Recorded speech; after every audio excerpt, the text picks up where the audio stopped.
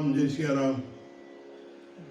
સત્સંગ પરિવારના બધા સદસ્યોને, માતાઓને, બહેનોને, બાળકોને બધાને મારા પ્રેમ ભર્યા જય સિયારામ.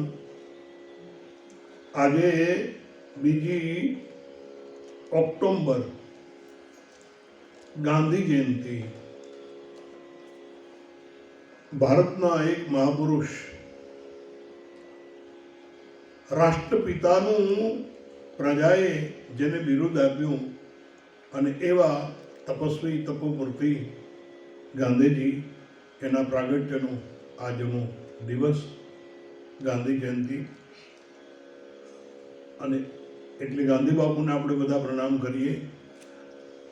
અને અધિક મહિનાની કૃષ્ણ પ્રતિપદા કાલે પૂનમે વહી ગઈ, તો આજે શુક્રવારનો દિવસ. દિવસો વીતતા જાય છે. આવો આપણે બધા બહુ પ્રેમથી સત્સંગમાં પ્રવેશ કરીએ. રાજીવ નયન ધરે ધનુષાયક, ભગત વિપતિ ભંજન સુખદાયક. जनक सुता जग जननी जानकी, अतिशय प्रिय करुणा निधान की. ताके जुगपद कमल मनावं, जासु कृपा निर्मल मति पावं. श्री गुरु चरण सरोज रज, निज मन मुकुर सुधारी. बरनौ रघुबर बिमल यश, जो दायक बल जारी. बुद्धिहीन तनु जानिके, सुमिरो पवन कुमार. बल बुद्धि विद्या देव मोहि, हरहु कलेश विकार. गरुड़ महाज्ञानी गुण राशि, हरि सेवक अति निकट निवासी.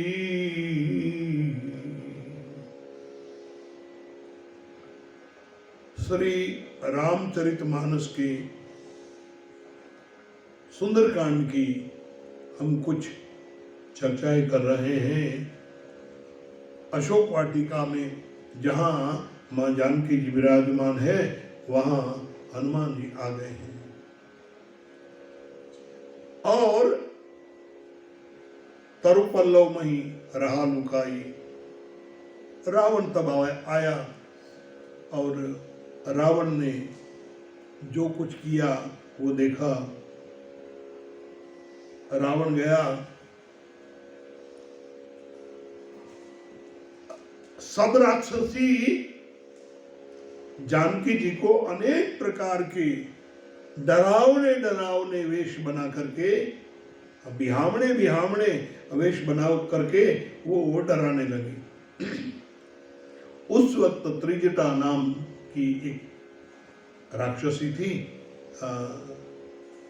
उसने आकर के स्वप्न सुनाया और सब राक्षसियां चली गई. मां जानकी जी और त्रिजटा दोनों ही रहे. तो जानकी जी ने कहा मुझे अग्नि ला दे. त्रिजटा ने कहा माता रात में अग्नि नहीं मिलता है, सुबह का इंतजार करो. समय बीतता जाता है, समय कब चला जाएगा, अब रात्रि है तो थोड़ा कष्ट होगा. त्रिजटा ने सोचा जब मैं रहूंगी तब तक हनुमान जी महाराज प्रकट नहीं होंगे. तो त्रिजटा भी चली गई.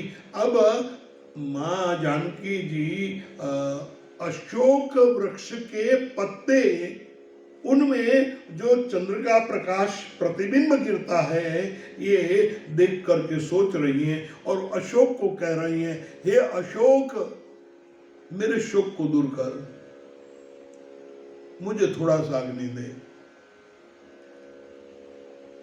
तो कभी करी हृदय विचार, दिन मुदिका डारी तब, जनु अशोक अंगार, दिन हरखी उठी कर करे।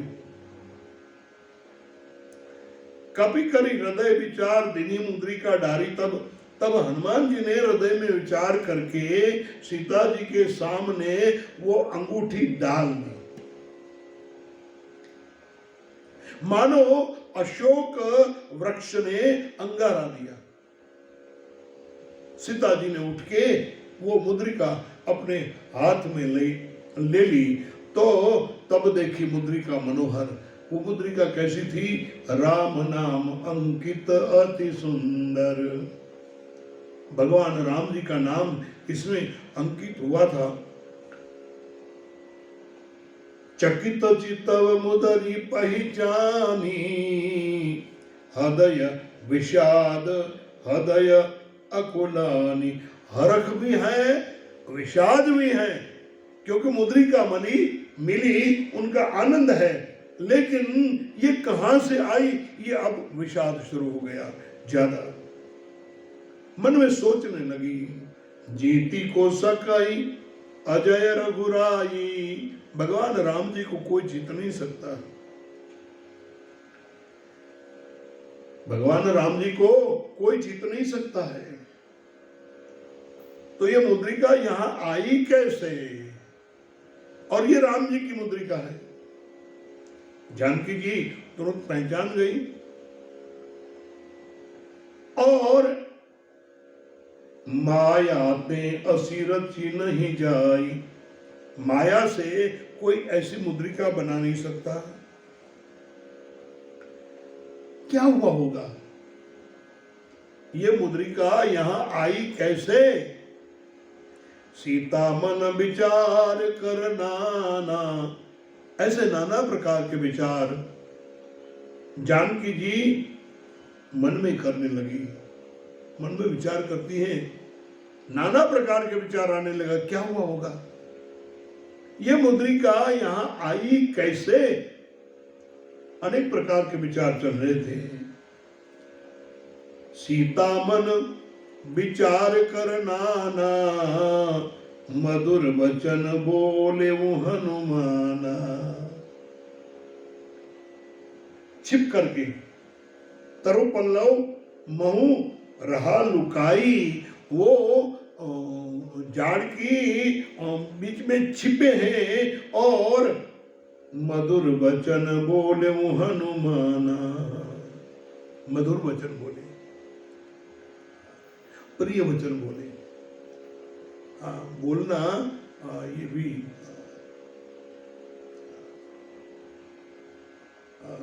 कई लोग तो ऐसा बोलते हैं, उसको पूछा ही नहीं जाए। आप कहेंगे बैठे हो ना जी, तो कहते हैं क्या उठ के खड़ा हो जाओ। अरे वो बैठे हो तो खबर पूछी है ना, लेकिन मधुर बोलना ये भी एक कला है। एक मित्र ने एक से पूछा, दुकानदार से पूछा कि भाई दुकान में रस्सी रखते हो? बोले क्या फांसी लगानी है? अरे भाई फांसी नहीं लगानी है, घर का छप्पर बांधना है वो। लेकिन उल्टा ही बोलते हैं तो मधुर वचन।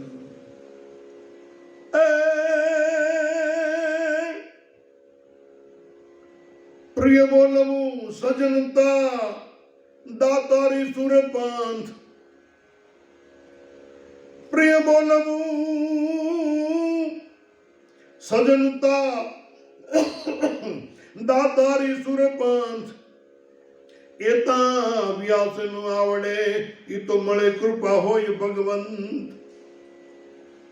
मधुर वचन बोलना, प्रिय बोलना,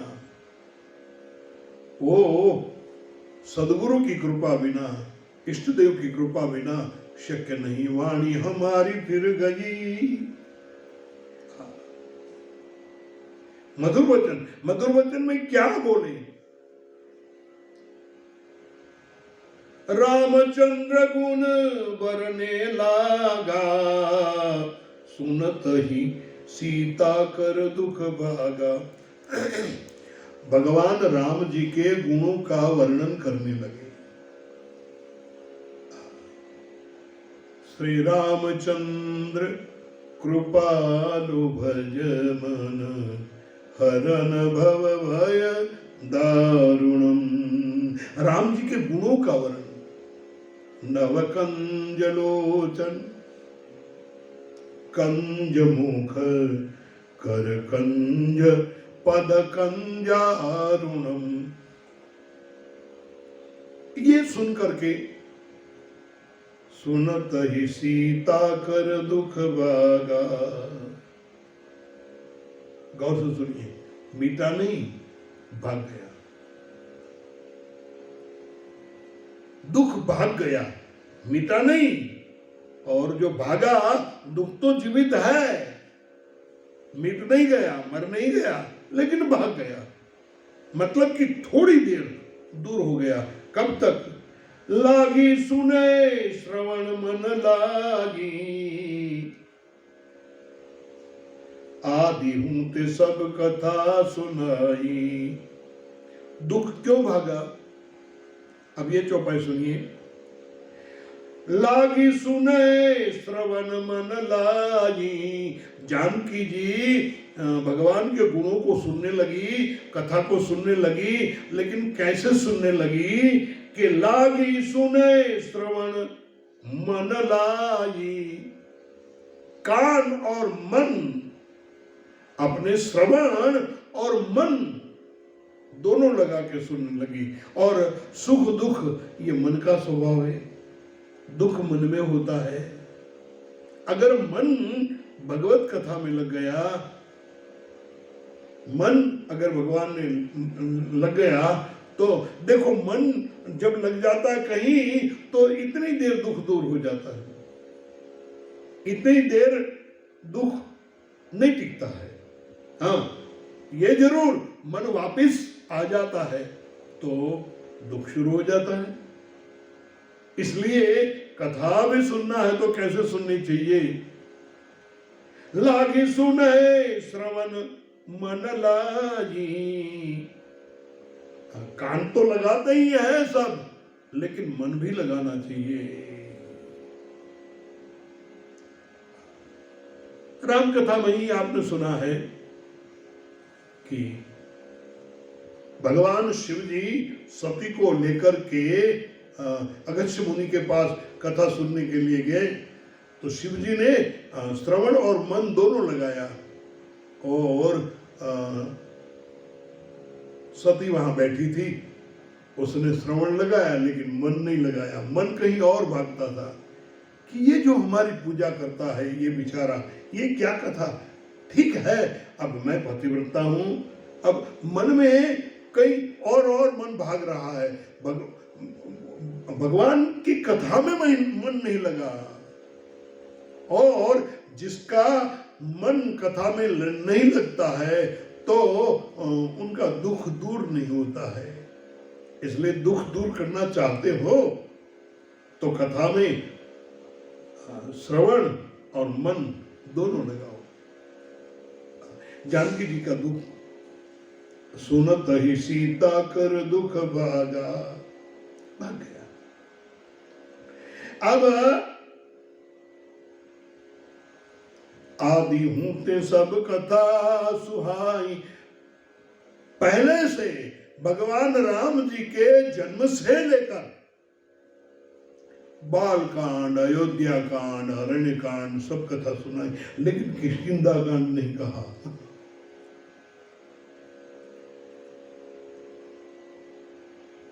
सुग्रीव वाली बात नहीं कही।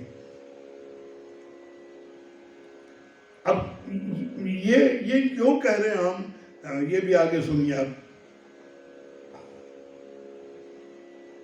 सुनते सुनते माता जी को बहुत आनंद आ गया। लेकिन एक बात है कि कथा तो सुनाई देती है, लेकिन कथा करने वाला दिखाई नहीं देता। कथा तो सुनाई देती है, लेकिन कथा गाने वाला, कथा सुनाने वाला, जो कथावाचक है, जो वक्ता है, वो दिखाई नहीं देता।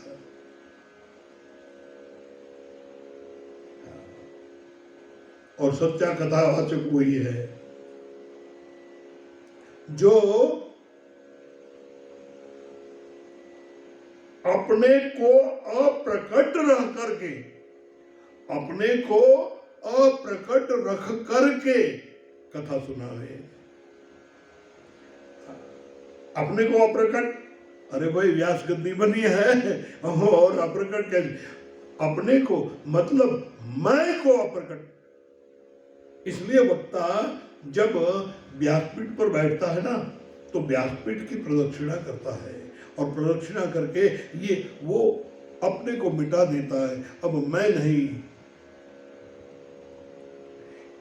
मतलब वक्ता अपने अहंकार को, अपने संस्कार को प्रकट करेगा तो वो सही अर्थों में भगवान की कथा नहीं सुना पाएगा।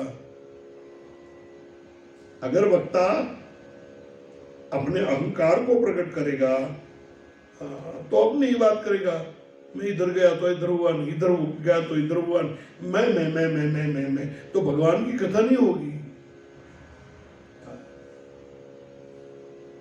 वक्ताओं के लिए अभिप्राय देने की छूट है। कहीं कहीं वो अपना मत व्यक्त कर सकते हैं, लेकिन मत व्यक्त करना वो अलग बात हो गई। पूरी कथा तो भगवान की है, इसलिए यथार्थ कथा। सीता जी ने राम कथा तो सुन ली, पर वक्ता नहीं दिखाई पड़ा। इसलिए जानकी जी ने कहा, सवनामृत जही कथा सुनाई, कही सो प्रगट होती कि न भाई। मेरे श्रवण को अमृत समान जिसने कथा सुनाई, वो प्रकट क्यों नहीं होते हो? तब हनुमंत निकट चली गयऊं, फिर बैठी मन विस्मय भयऊं। माता जी ने कहा प्रकट हो जाओ, तो हनुमान जी तुरंत वो पेड़ पर से नीचे उतर के वो वानर के रूप में ही, देखिए गौर कीजिए, हनुमान जी पहली बार जब भगवान राम जी को मिले तो विप्र रूप दरी वचन सुनाए, ब्राह्मण का रूप धारण किया। लंकिनी को मिले तो मशक समान रूप धरी, विभीषण को मिले तो भी ब्राह्मण का रूप लिया।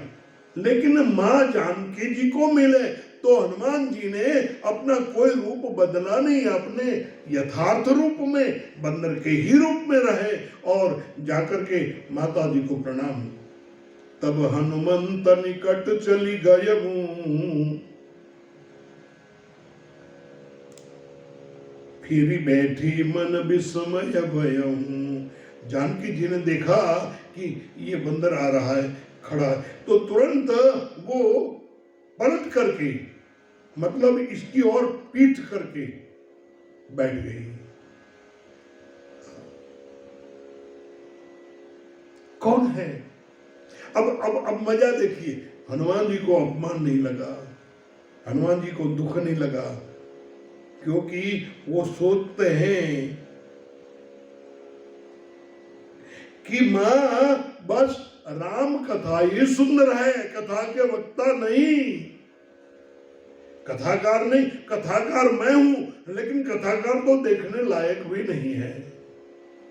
मां राम कथा ही सुंदर है, कथाकार तो देखने लायक भी नहीं है। हाँ, एक बात है, कथाकार दया का पात्र है। हनुमान जी की सोच देखिए,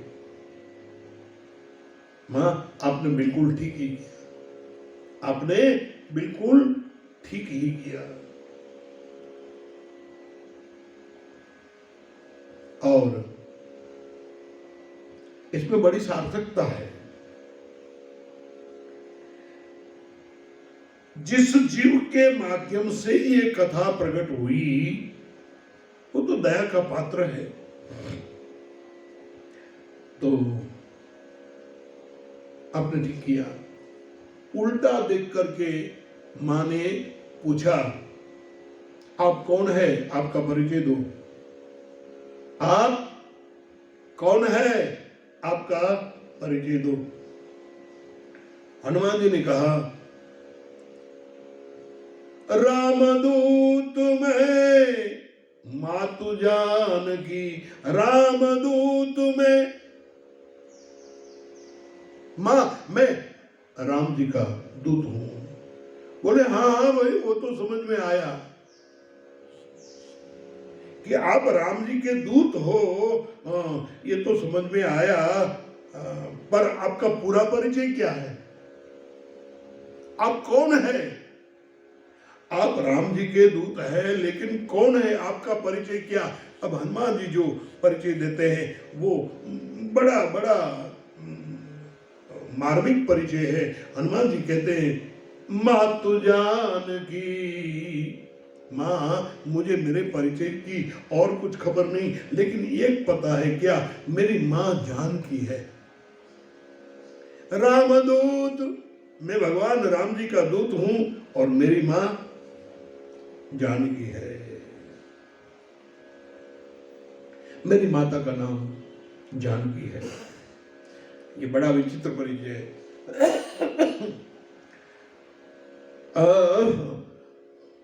देखो, ज्यादातर माँ पुत्र को पहले पहचानती है, लेकिन यहां उल्टा हुआ है, पुत्र ने माँ को पहले पहचान लिया।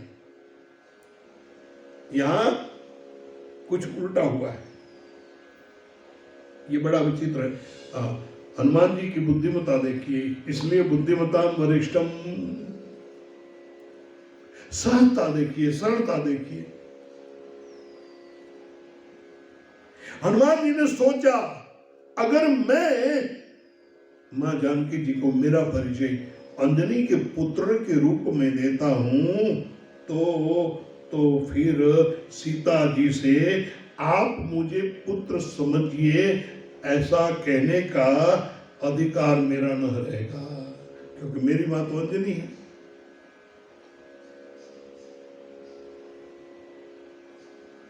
तो क्या ये झूठ बोले? झूठ बोले? नहीं, झूठ भी नहीं बोले।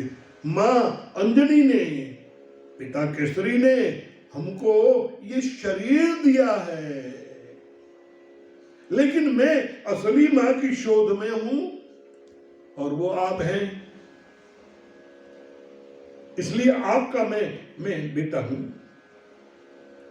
कपि के मन,